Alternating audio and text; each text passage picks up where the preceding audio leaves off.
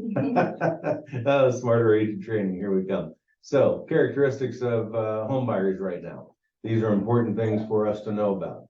First-time home buyers made up 26%, which is down from last year's 34%. Okay, what's that mean to us? Here's the average first-time home buyer. 33, rising from 33 last year on age. Typical buyer, age climbed to 59 years old. Those are all-time highs, right?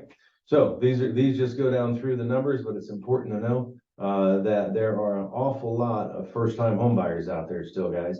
And I think it's very interesting that 88% were white, and that only 8% were Hispanic, Latino, and even less were African American. I don't understand that. It doesn't make sense to me, but that's what's going on still. So there's a huge market waiting to be tapped, right?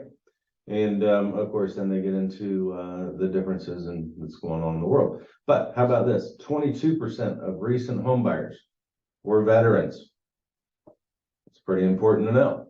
And 1% were active duty. So the vets are a big group. Don't be afraid of the VA loans. Be sure you know how to explain those.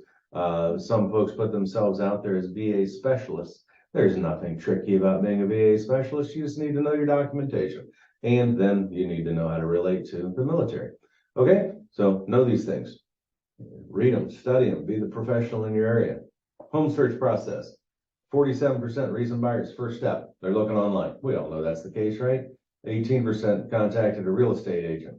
What can we do to drive that number up? It's called marketing, talking to people. 86% of recent buyers found the real estate agent to be very or somewhat useful, an information resource. We need to be that resource, and we need to be their 411. Once you start getting calls just asking about basic information, you'll know you're doing your job really well. Okay, so it's just important to know these things. Typical buyers looking at like 5 houses, and actually some of them are only going to see 4. It's really amazing. That's probably on the next page. Anyway, internet searches, and how about this? 91% of recent buyers were at least somewhat satisfied with their recent home buying process. And they will use a realtor again, but you need to be the one that talks to them. This is the page that talks more about that. So, 86% purchased through a real estate agent or a broker, 10% through a previous owner. I'm surprised that number is so high, really. But people do talk to people, and that's important. So when people are looking for an agent, 49% just say, "Find me the right home." Right, do our job. 38% of the buyers used an agent that was referred to them by a friend, neighbor, or relative. Again, it's talking to people and getting them to refer you. You need to ask for referrals. If you don't, people will mean to refer you. They'll just forget. So you need to ask. Be the one that's in front of them. 67% interviewed only one agent. 89% would use their real estate agent again. Here's the other thing they didn't put in here. If they can remember who they are. That's the crazy thing. If you're not marketing to your base, they'll use who's in front of them because they just forgot who you are. They'd be happy to use you, but you got to do these things. So my news flash from your sales network here. Sales are happening, buyers are buying, and sellers are still selling. So let's be encouraged. Be confident in your training, skills, and ability. This is the big thing about, we say that, we're attentive to people's needs. We have the market resources. We know what we're doing. You know what you're doing, be confident. It does take action to succeed. You need to understand how to convert buyers into lifetime customers, of course. We talk about that all the time. And again, it's marketing and keeping up with them. And even just saying happy birthday, important things. So here's the other thing, when you're in sales, what's gnawing at you? You need to deal with it and get it done so that you can move forward. So the important thing in life, remember to just stop and think sometimes. Go to a quiet place, stop, think, deal with what's bugging you, and then move forward. This market's totally different than it was 2 or 3 years ago, but our job isn't. So, all that wonderful news, ignore it. Do your job, just sell. You need to know what it is in case people want to talk about it, but ignore it and keep doing your job. Day in and day out, same thing. Can you make money? You can make money in any market. It is what it is. Continue to present yourself as an industry expert. Don't forget, you have those certain specialized skills, but other people don't know that until you share it with them. There is no quick fix in real estate sales. folks to think, hey, I'll get into it and I'll work this week and I'm going to do great. You know, that work that you're doing will be reflected 3 to 4 months from now. It's just the way it works. So, and again, just do it every day. It's not easy, but you can win if you treat your sales business as a business. Remember, a ton of misinformation and negativity out there. Positive attitude's key. I've worked through a bunch of these markets and in market shifts, we've survived, we've made money, and we just keep selling. So our mission here is to encourage and train our team to create opportunities, work hard, make a profit while making a difference in others' lives. So have confidence. Today, oh yeah, this is important too. We've talked about this so many times. Track yourself. It's the way to win. This is no difference in your business than it is with your finances. You got to track yourself. I'm got a tickle in my throat. Dot board activity tracker is how you can track yourself if you want to do it this way. You can do whatever way works for you. I've found this to help me.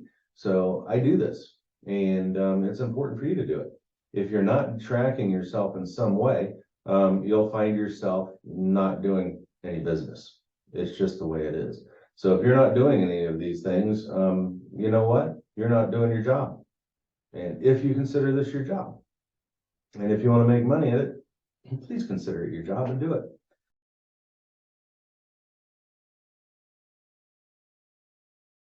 So today we are talking about our guide. This is the buyer's guide.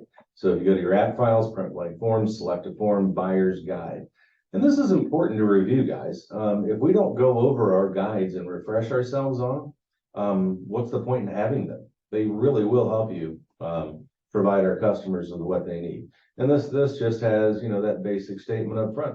What are you doing? And how will it assist you in reaching your goals? It will. So this is a welcome to the buyers, of course. And we're wanting to welcome them to their home purchase, whether it's their first, 10th, or retirement home. And talking about how important the decision is, what they're doing, and how our expertise, again, I've mentioned that a few times today, but it's important. Our expertise combined with our full resources of our office will achieve the results they want, right?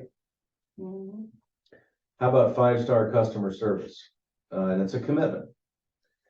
If we don't let people know what to expect and build expectation levels, how will they know what to expect from us? Mm-hmm. Using these resources, providing these things to our buyers and our sellers, we have sellers guides too, but providing these things to them will tell them what to expect from us. And it also lets them know that, hey, this is a process. You need to do it. And here's how it works, you know, and we're going to help people get with the right lender. We're going to help them with their home search. We need criteria from them to be able to do that. And, you know, we're going to talk to them about drawbacks. These are all the things that we talk to people about on a daily basis, and how to even compare homes. Is that not our job? If we show somebody one home in a neighborhood, they love it and want to buy it, we're going to help them buy that home, right? Mm-hmm. That's what we do. However, what we're also going to do is search that entire neighborhood and tell them what a fair price on that home would be, so that they don't just, in our market now, we don't have to go and write an over asking price offer to get a home. We can actually take the time to research it for them and help them make a final decision. And that, again, is part of being a professional in what we do. So providing comprehensive market evaluations. You know, we've done trainings on these things. Do them. It takes time, but this market evaluation will help them, again, make that final decision. So we want to be the one that advises them and making an attractive offer. And of course, signing that offer. Yeah, well, that's the big goal. And present your offer to the seller and negotiate on their behalf. We need to remember, we're negotiators. Everything we do is a negotiation in real estate, whether you realize it or not. Even if you're marketing, don't just accept that a price that somebody says something costs is what it is to get that card made or that sign made. We negotiate, right? I can't help myself. It's just part of who I am at this point. And when people are with us, they'll see us do that. And other people are like, holy smokes, how do you do that on everything you do? I don't understand, but it's what we do. So We're also going to coordinate inspections, the appraisal and the survey, and the entire flow chart will go through at the end here. But they need to know that these are things we're going to help them with. And we're going to work with the closing agent in preparation for closing. And we're going to guide them through the process, right? We don't just say, hey, great, you're signed, see ya. It's amazing how many people do that with new home buyers. They get them signed and never go back because you don't have to go to the closing or anything. Why would they even use that agent? I don't understand. Yeah. But what we do is we try to get out to those houses on a routine basis, take pictures of the house, send it to them, keep them in the loop. If there's walkthroughs, for goodness sakes, find out when they are and go. Be there. And it stuns the builders and the buyers. So you're going to get these 5-star ratings from people. They're going to be delighted to have you. And I know Joey's going to help train on how to get some of these ratings and things done. So what do you think? People need to know what their credit score is? Yeah. These are the basics, guys, but everybody needs to know what their credit score is when they're buying a home. If somebody comes to you and just wants to start looking at homes, yeah, I always take somebody out to the first house without a doubt, or I'll even spend a few hours with them because the bottom line is it's the only way to have that conversation and get my hand in theirs. And that by establishing that credibility, they'll work with you. And of course, you're going to start helping them with establishing what their payment history has been. What do they owe? What's their credit history? What new credit do they have? What credit mix? You know, these things are what the lenders are going to look at. And the fact of the matter is it gets real easy when you find somebody that you know is not going to qualify for a loan because of what they've got going on. And then, of course, you talk to lenders and say, hey, these folks are going to not qualify, I'm assuming, but I need your help in getting them to the point where they will. So we want them to qualify. Help us get them there, right? Because it happens too. So again, this is a long-term job that we have. It's not always, I mean, sometimes we do hit it out of the park lucky. We get the first sale, somebody goes and looks at one house, writes a contract on it and buys it. It's not normal, but I love it when it happens. So we want people to be pre-qualified and pre-approved. Pre-qualification, what's the difference? Here's a lot of people don't understand this, and a lot of agents don't get it, and they'll bring you a pre-qual, and then they wonder what I mean by when I say, well, do they actually have a pre-approval? And there's a huge difference here. This is what somebody just tells a lender over a conversation. Credit hasn't been pulled. They're saying credit is checked and here is dealt with now is important, but that's how to avoid disappointment. But the fact of the matter is, oftentimes on a pre-qual, credit's not even pulled. They don't check your employment history. They gather information from you, put it together and say, yeah, you ought to qualify. Then there's the actual pre-approval. This is going to be much more detailed, and we're going to be able to negotiate better on their behalf because we know their financing is already going to be secured. They've got it. They've already applied. Well, they're good to go.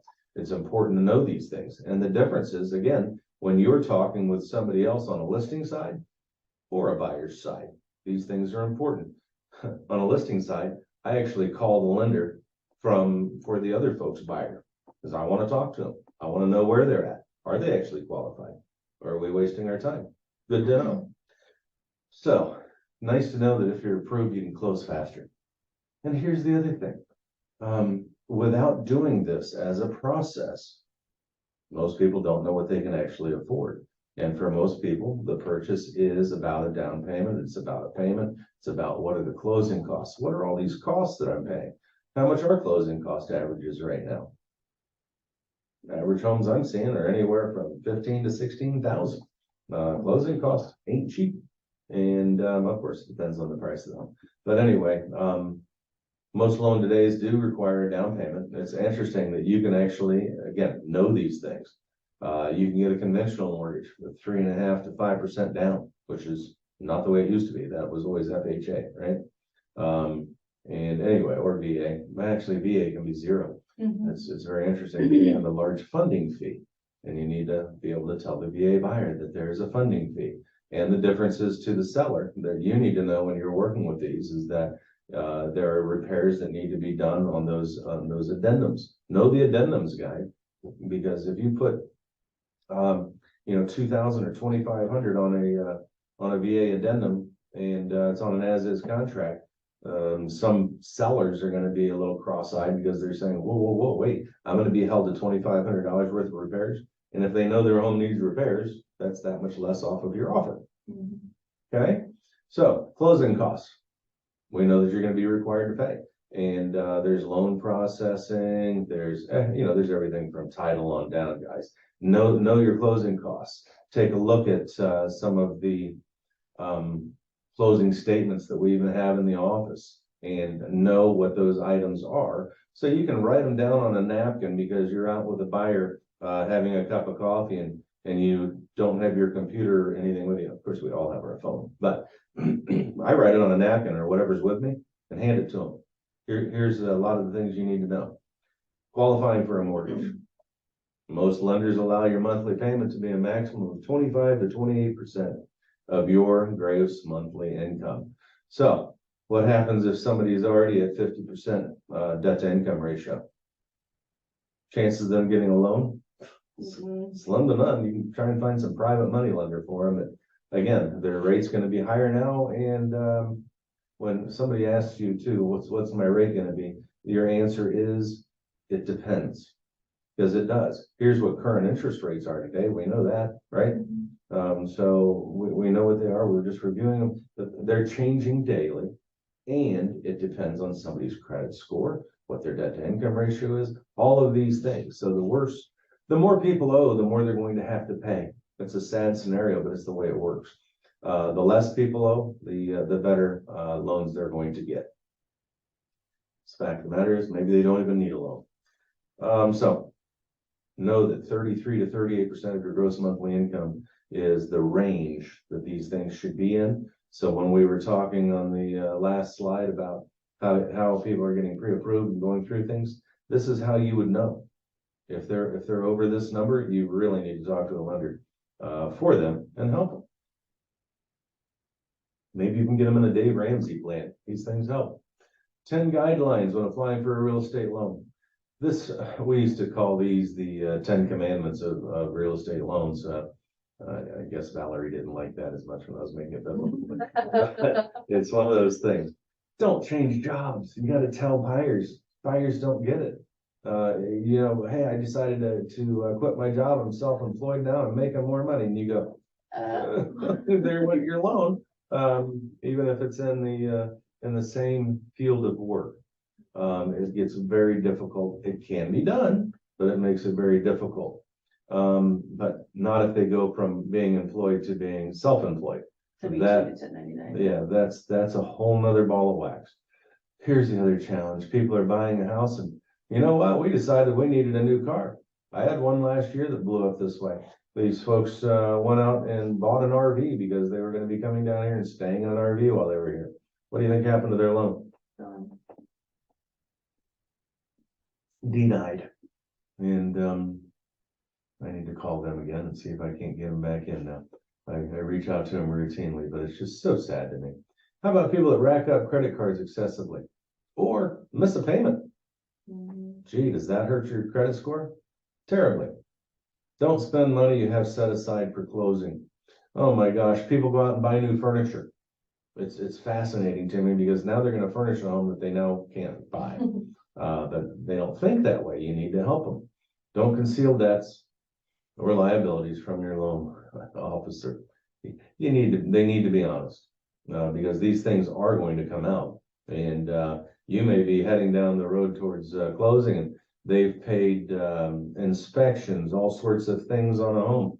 And the lender says, hey, you didn't tell me that you were married before and you have a, what's it called? Help me out, guys. Child support. Yeah, child support and alimony. Yeah, all these fun things. There you go. That will also make things difficult.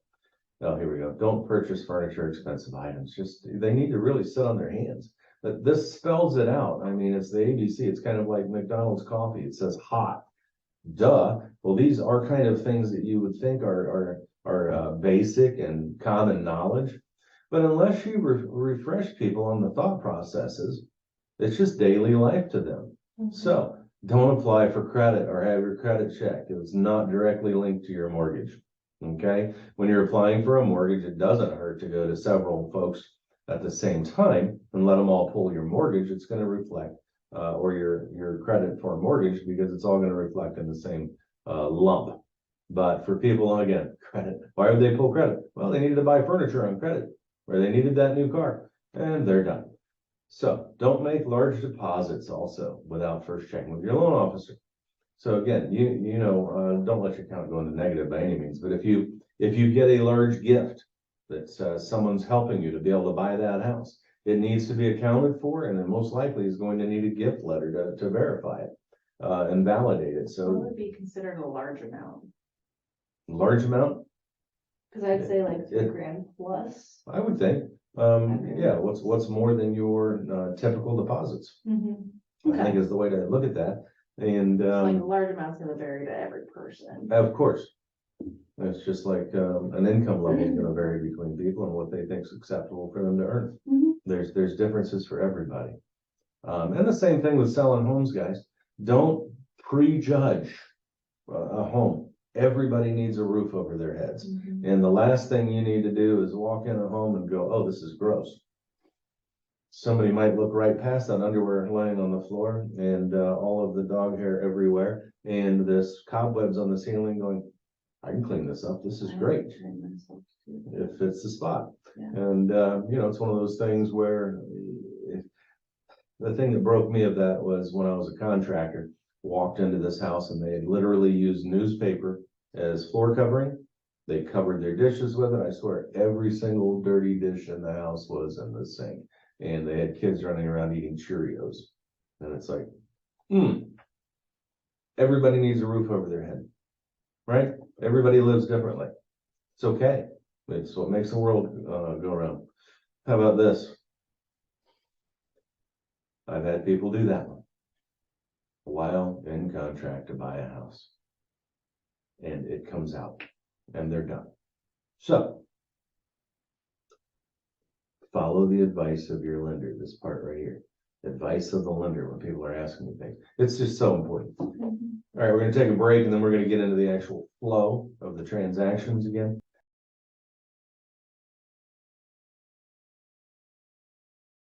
This is the part where the rubber hits the road. You're making an offer. You've helped them find the right home. You've determined how much to offer on the home by doing your CMAs and all the things that you do. And now you're presenting the listing agent with your professionally written offer. I see so many sloppy offers come through. It's ridiculous. If you're questioning anything about them, please bounce them off of us. It's no big deal to review an offer with you and say, hey, it would come across better if we said it like this.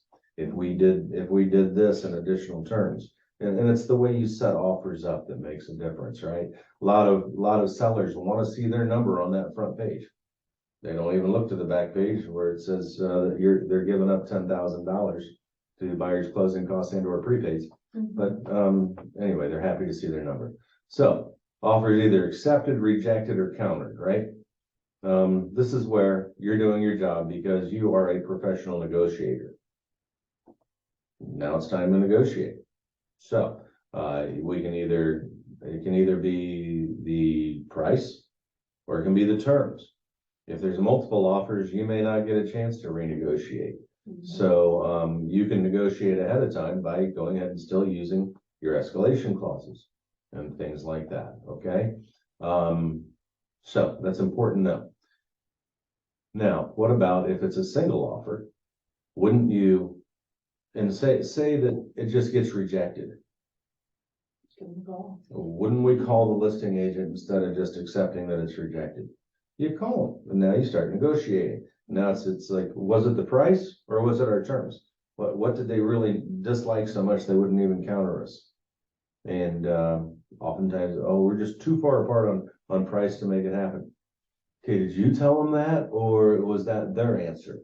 Because some agents don't know how to negotiate. They've never been trained to sell. And it's like, okay, fact of the matter is we're relationship marketers, but we're selling.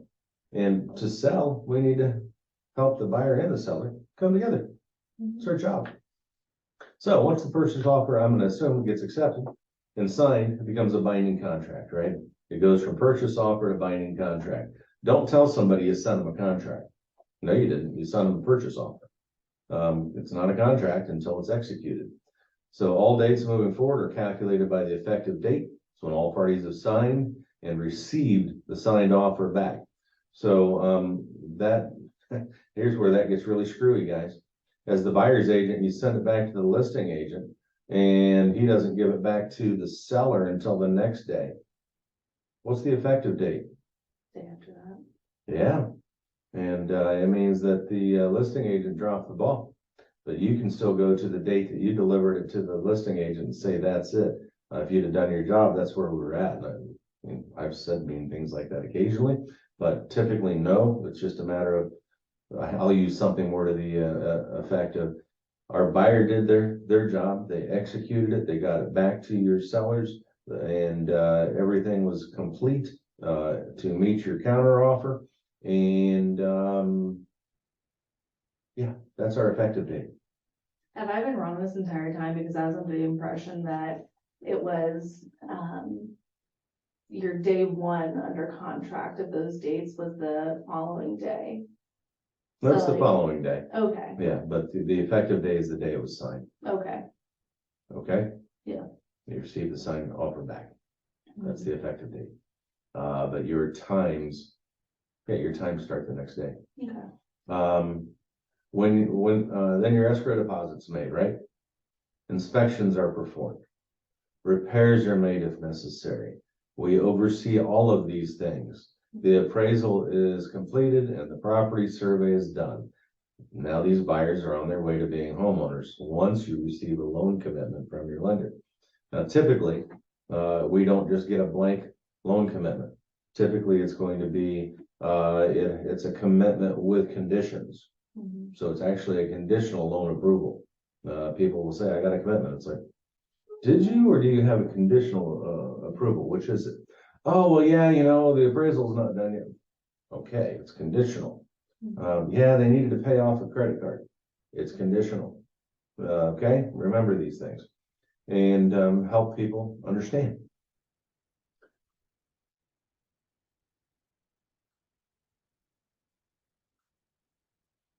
Why did it jump 2 screens on me, Leah? No, I don't think You were on 8. I'm on 8. Mhm. Now I'm on 9. Oh. This is where I don't know why it jumped to. Anyway, the home selling process from a buyer's perspective.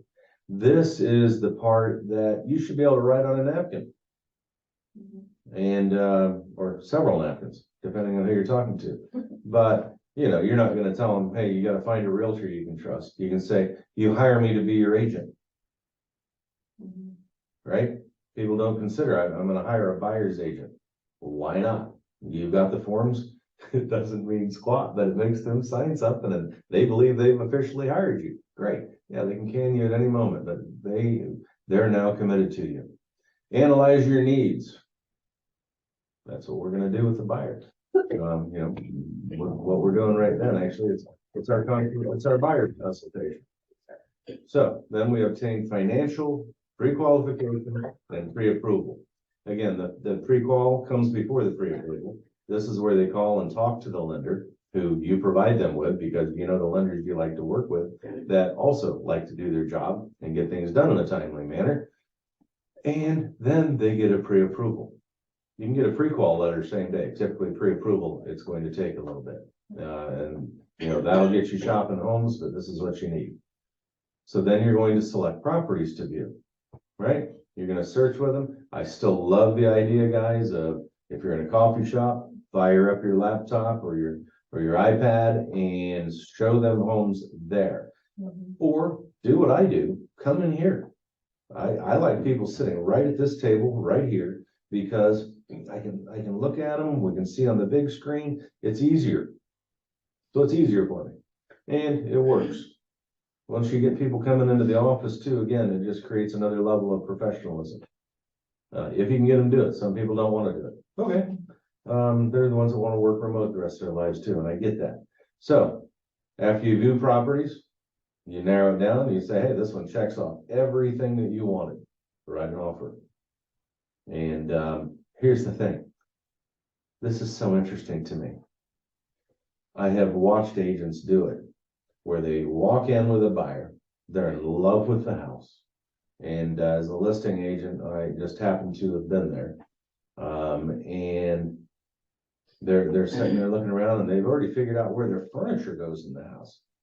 They're pre-qualified or pre-approved. They love the house. And they look at the agent and go, what do we do next? It's like, oh my gosh, as the agent, why would they have not gone, hey, I was just looking, you know what? Your furniture would fit in this house nicely. It's got the 3 bedrooms you were looking for. It's got not just the 2 baths you wanted, you told me you wanted. It's got that half bath that's really nice. And it's got the 3rd car garage that was just a hope and a prayer. And it's got room for the pool you can add down the road. Let's go ahead and write an offer on this. Wouldn't that be the normal question? It's what you want. People need to remember that's what we want. So we write an offer, negotiate and counter offer, accept contract. This is a beautiful thing. You get to an accepted contract, and then some agents drag their feet. Why not get a home inspection lined up that day? Remove the contingencies by getting them done. Get the home inspection, get your pest inspection. If they want a mold inspection, if they want a roofer out there, whatever they want, get it lined up immediately. Don't even wait till the next day. Why would you? When you do it immediately, the listing agent's like, sweet, this agent's on it. I love working with them. I love working with another professional. It's so good. So then you complete the mortgage application, right? If they haven't done that already. And as the buyer's agent, this is where it's very interesting too, because what I don't have in here is where it says complete the mortgage application, get a credit report and appraisal. What it doesn't say is, as the buyer's agent, provide all of the contractual information and the listing from the MLS to the title or closing agent or attorney. That's part of our job. The listing agent can do it, but why wouldn't we already have that done? Same day. Again, everything's already done. By the next day, you've got things lined up and you're ready to go work with another buyer. Just makes sense.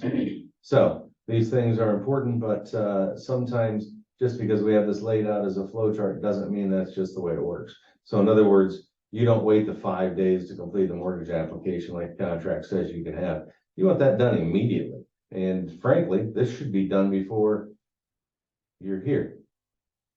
If they're working with the lender already, you'll be there. You'll be ready.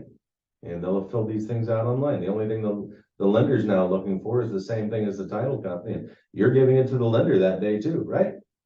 Goes to everybody. So, secure underwriting. Of course, this is the lender, but you're tracking the lender now because that's also part of your job.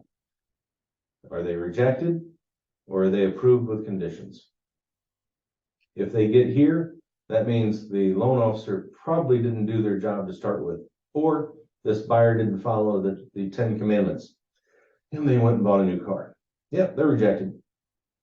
And or they quit their job because they had the job when they filled out the application and they thought they were good. They didn't realize that before closing, the loan officer's job is to call and verify, where the underwriter's job is to call and verify that they're still employed. Done. Rejected. Conditions, that's a beautiful thing because now you have something that you can answer and you're good. So you obtain your loan approval. You can schedule a survey, but typically I ask the title company or title attorney to schedule the survey. And now it has contact title company way down here. I've done that right there. Why wait? I mean, this flow chart, if you consider this to all be done on the same day, fine, but that's the way it works. And of course, then they do their title exam and their title insurances and things. As they're doing these things, you should be talking to them and getting copies of their reports and sending them to everybody. So again, everybody's amazed at what a nice job you're doing. And you know that the title cleared. You know what's going on with the property, right? Close on the property.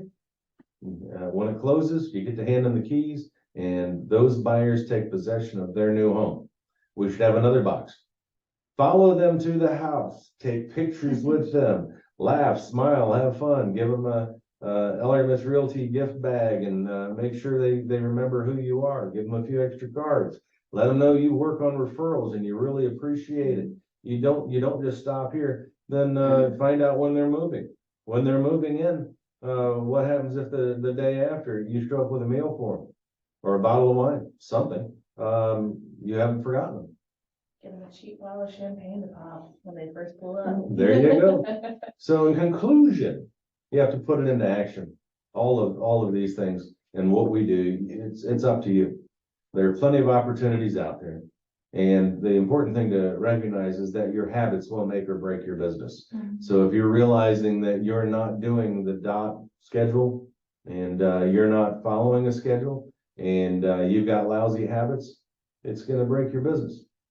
And none of us want that to happen. If you don't help others get what they want and need, then who will? It's an important question to ask yourself. Are they better than you, the agent that actually gets the listing or the buyer? And are they taking the best care of those folks? Or would you have, you just failed to talk to them? Can you help others solve others' problems? Do you care about others? If you do, you have to show it so they know. Are you going to help others build their future? There is momentum to success and it is a cycle, so expect it. You're going to have highs and lows, but you just keep pushing the pedals. You can do it, but you have to work on it. Here's the other question. Are you getting better and improving every day? There's always more to learn. Even reviewing things like this is a review to a lot of us. It's still so important because it's going to help you remember the process, brings it to the forefront of your mind, and then your attitude and your purpose in life is important, right? So do you prospect? Are you following up? Follow up is everything. If you're not following up and you expect the buyers to call you back when they happen to see a home on Zillow, yeah, you're going back to your habits will make or break your business. So promote yourself every day, whether you feel like it or not. Let's see, what other questions did I have? Are you getting yourself out there and letting others know you're in business every day? It's important. And, it doesn't have to be a call about business. It's a matter of putting yourself out there, even if it's on a phone, talking to folks every day and not the same people every day, unless they're your buyers that you're working with at that moment. It should be folks that you know, folks that you want to work with, and the folks you're surrounding yourself with. So, you're not going to call someone who just bought a house to another agent. What's the point? Unless you're just calling them to congratulate them. And why not? So how do you find business? How do you package your knowledge? How do you present yourself? These are things to ask yourself, because if you're not doing it, you need to go back and look at what we already have in our systems here that'll help you do it. I tell agents what works and what they can do, and I see some of them do it and others don't. Which are you? Important things to consider.